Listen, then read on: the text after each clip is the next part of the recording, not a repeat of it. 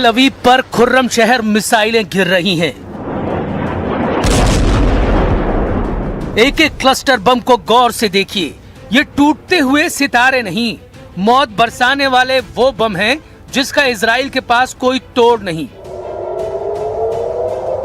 Iran सुरक्षा परिषद के सचिव अली लारिजानी के मारे जाने के बाद ईरान ने इजराइल पर खुर्रम शहर की बरसात कर दी है।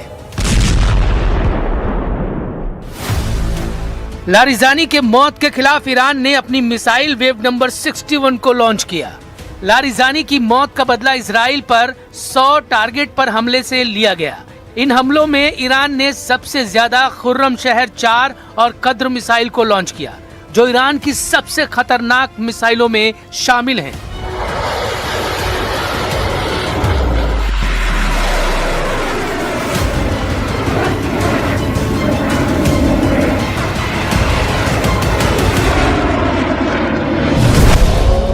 इनमें सबसे ज्यादा चर्चा खुर्रम शहर 4 की हो रही है, क्योंकि खुर्रम शहर जब आसमान में नजर आती है तो इजराइल के डिफेंस सिस्टम लाचार हो जाते हैं।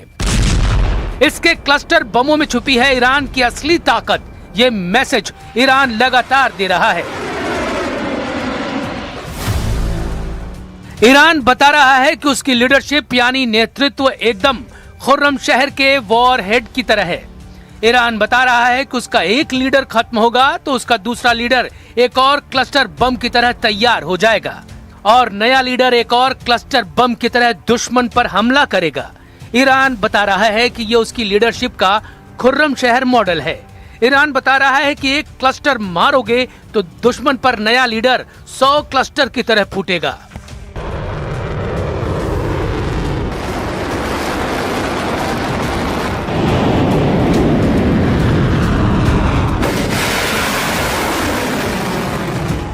इसीलिए खुर्रम शहर का वॉरहेड ईरान की लीडरशिप का आईना कहा जा सकता है। लॉन्च होने के बाद इसके टारगेट हिट करने वाला स्ट्राइक रेट अब तक 100% रहा है।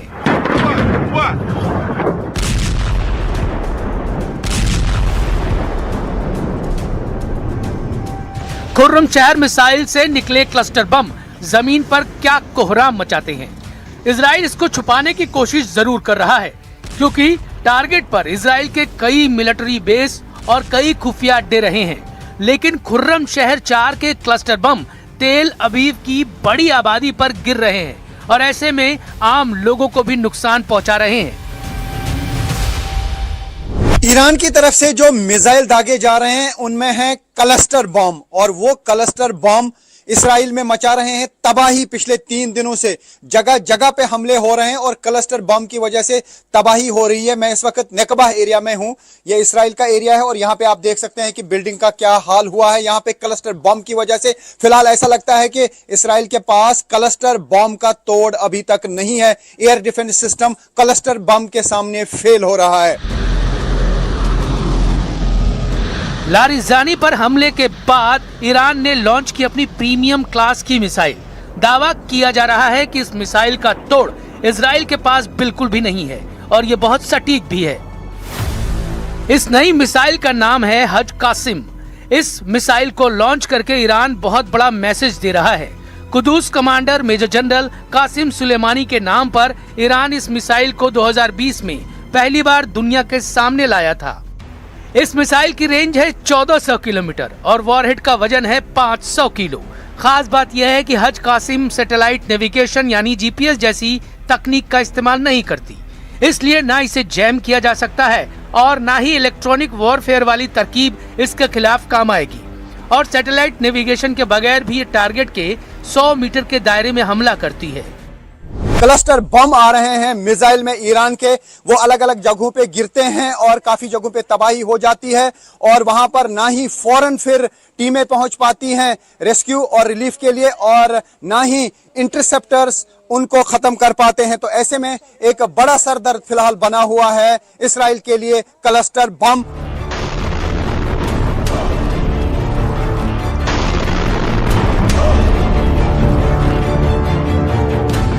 आईआरजीसी ने कह दिया है कि अब छोटे वॉरहेड नहीं बल्कि बड़े वॉरहेड वाली मिसाइल ही दागी जाएगी। रेवोल्यूशनरी गार्ड्स अब हर मिसाइल को 1000 किलो के वॉरहेड से लैस कर रही हैं।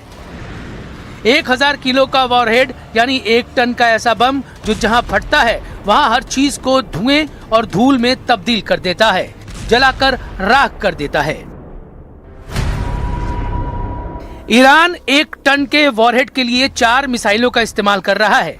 पहली है खुर्रमशहर 4 और दूसरी है इमाद, तीसरी है सज्जिल और चौथी है शहाब 3। इन चारों मिसाइलों से अब ईरान लगातार इजराइल में सर्वनाश करने वाले अटैक कर रहा है।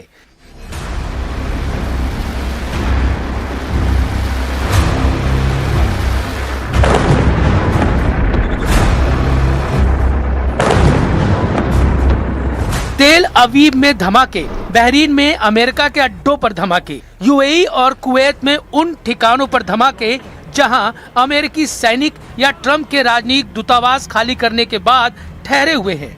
ईरान के हमलों की सुनामी चुन चुन कर अपने टारगेट को तबाह करने लगी है। ईरान ने नेतन्याहू और ट्रंप को दिया है काउंटर झटका। ईरान ने ऐलान कर दिया है कि यह युद्ध अमेरिका और इजराइल ने शुरू किया था, लेकिन इस जंग को खत्म ईरान करेगा और इसके लिए ईरान की मिसाइल ब्रिगेड लगातार हमले कर रही है। پاسخ کلی دولت این هستش که ما که جنگ آغاز نکردیم ولی ما پایان دهنده اون خواهیم بود। एक तरफ तेल के दाम, दूसरी तरफ युद्ध का बढ़ता हुआ खर्च। अमेरिका इस वक्त अपनी आधी नौसेना ईरान को हराने के लिए झोंक चुका है, लेकिन तेल के खेल ने ईरान को वो ताकत दे दी है जिसकी वजह से अब वो न सिर्फ अमेरिका बल्कि इजराइल के युद्ध को भी कंट्रोल करने लगा है।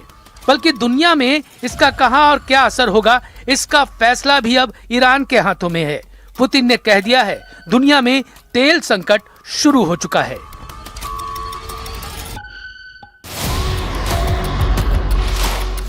ईरान के खिलाफ अमेरिका और इजराइल का युद्ध जितना लंबा चलेगा, ये अमेरिका और यूरोप की अर्थव्यवस्था को उतना ज्यादा नुकसान पहुंचाएगा। साथ ही खाड़ी देशों का तेल उद्योग पहले ही पूरी तरह से ठप पड़ चुका है। लारिजानी और गुलाम रेजा सुलेमानी जैसे कमांडर अब नहीं रहे, लेकिन ईरान ट्रंप और नेतन्याहू का वो एहसास खत्म कर चुका है जिसमें ईरान पर हमला करने के बाद वहां सत्ता बदलने का जुनून था। ईरान की नई लीडरशिप अब खुर्रमशहर मिसाइल के वॉरहेड की तरह काम कर रही है, जिसमें 80 से ज्यादा क्लस्टर होते हैं और दुश्मन के खिलाफ एक क्लस्टर बम भी नाकाम हुआ, दूसरा क्लस्टर वार के लिए तैयार रहता है।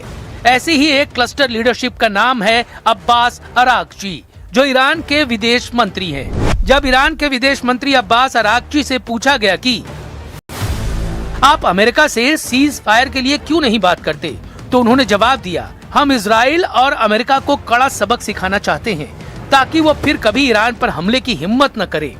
अरागची से एक और सवाल पूछा गया कि ऐसी रिपोर्ट है कि अमेरिका और इजराइल आपको भी तो खत्म करना चाहते हैं। अरागची ने जवाब दिया, मैं मौत से नहीं डरता, उन्हें मुझ पर हमला करने दीजिए।